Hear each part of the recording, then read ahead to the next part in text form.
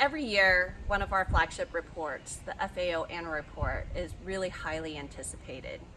I have Vignesh with me, our lead analyst in FAO, in my backyard, actually. So, what can our audience expect from this year's annual report? So the theme of the CSFAO annual report is around why, what, and how of finance transformation. So in this report, we have some interesting insights around the importance of a holistic end-to-end transformational approach as compared to a siloed traditional approach. So we have also have some detailed insights into what it takes to transform a finance function. So we have insights around what are the digital levers that is required for a finance transformation. While having a robust digital ecosystem is important, at the same time, the process re-engineering and having a robust talent management system is also should go hand in hand with the evolution of digital.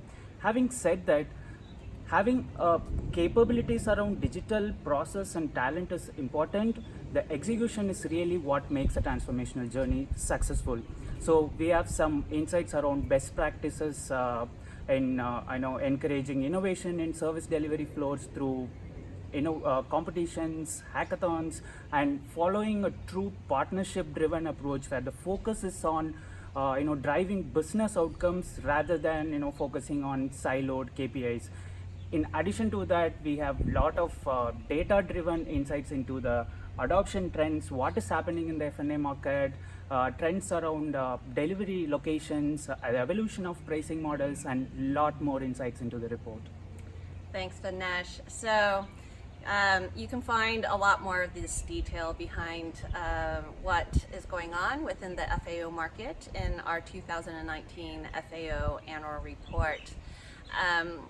Please get back to us if you have any feedback, any questions. We look forward to hearing from you. Thank you. Thank you.